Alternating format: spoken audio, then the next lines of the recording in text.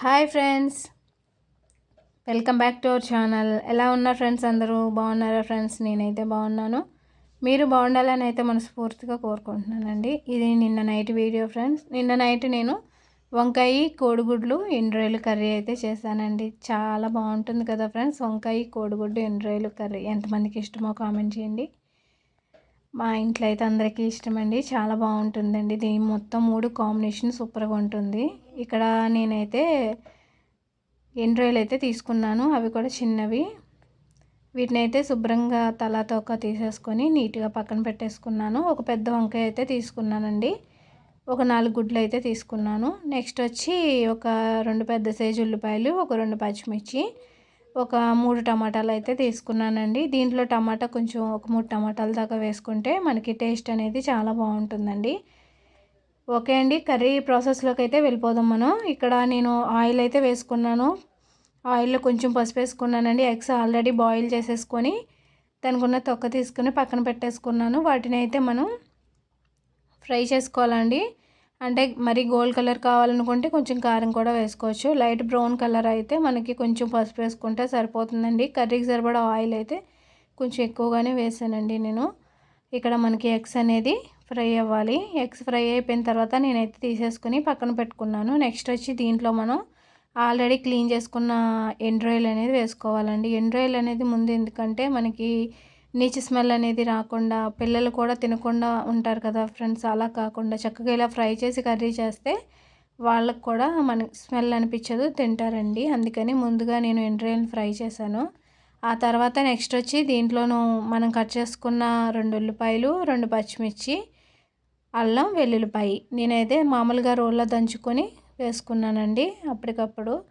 తర్వాత మనం ఇవి కొంచెం ఫ్రై అవ్వాలి. మనకి ఆనియన్స్ అనేది మంచి కలర్ రావాలి. తర్వాత వెల్లుల్లిపాయని, అల్లం మనకి పచ్చివాసన పోయేదాకా ఫ్రై చేసుకోవాలండి. మీడియం సైజులో పెట్టుకొని కుక్ చేసుకుంటే మనకి కొంచెం తొందరగా అవుతుంది ఫ్రెండ్స్. అందుకని ఇక్కడ తర్వాత నెక్స్ట్ వచ్చి దీంట్లోనూ కర్రీకి సరిపడా ఉప్పు, కొంచెం పసుపు అయితే వేసుకుంటున్నాను.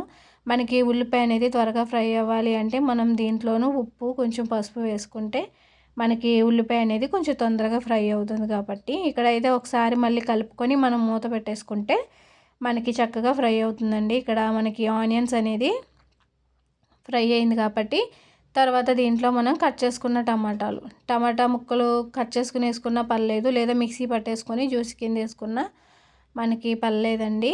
మనకి ఎలాగైనా గ్రేవీ అనేది వస్తుంది కర్రీకి చక్కగా. ఇక్కడ టమాటా అనేది కొంచెం మగ్గాలి కాబట్టి మనం మూత పెట్టేసుకుంటే ఇక్కడ టమాటా అనేది మగ్గుతుందండి. ఇక్కడ చూసారండి చక్కగా టమాటా అనేది మగ్గిపోయింది. తర్వాత దీంట్లో నేను ఒక వంకాయ, అంటే ఒక తెల్ల వంకాయ, ఒక పెద్ద సైజు వంకాయ అయితే తీసుకున్నాను. ఆ తర్వాత దీన్ని అయితే ముక్కల కింద కట్ చేసుకొని వంకాయ అనేది కూడా దీంట్లో వేసేసుకోవాలి. మనకి వంకాయ అనేది త్వరగానే కుక్ అయిపోతుంది కాబట్టి మనకు అంత టైం తీసుకోదండి. ఇక్కడ చూసారండి వంకాయ అనేది చక్కగా మగ్గిపోయింది. తర్వాత దీంట్లో నేను ఒక స్పూనున్నర కారం, ఒక స్పూనున్నర ధనియాల పొడి, కొంచెం జీలకర్ర పొడి కూడా వేసుకున్నానండి.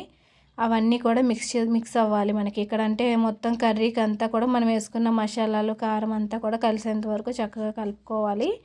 ఇక్కడ నేనైతే మొత్తం అంతా కూడా కలుపుకున్నాను.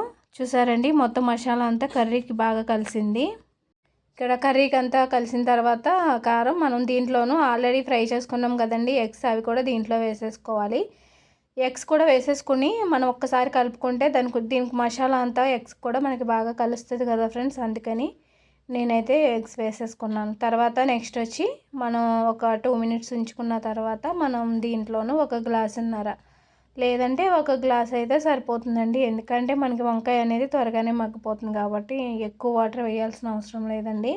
నేనైతే ఒక గ్లాసున్నర అయితే వాటర్ వేసుకున్నాను. వేసుకున్న తర్వాత ఒక్కసారి మొత్తం అంతా కూడా కలుపుకొని హై ఫ్లేమ్లో పెట్టే నేను కర్రీ అనేది ప్రిపేర్ చేశానండి. జస్ట్ 5 మినిట్స్లో మనకి మొత్తం కర్రీ అనేది అయిపోతుంది. ఇంకా లాస్ట్ ఫైనల్ కొంచెం కొత్తిమీర యాడ్ చేసుకుంటే కర్రీ అనేది అయిపోతుంది. చూసారండి చాలా బాగా వచ్చిందండి కర్రీ. ఇలా చాలా బాగుంటుందండి. ఒక వంకాయ, కొంచెం ఎండ్రాయిలు, కోడిగుడ్డు వేసుకొని టమాటా వేసుకొని ఎగిరి పెట్టుకుంటే సూపర్ ఉంటుందండి. అది రైస్లోకి కానీ చపాతీలోకి కానీ చాలా బాగుంటుంది. పిల్లలకు కూడా బాగా నచ్చుతుందండి.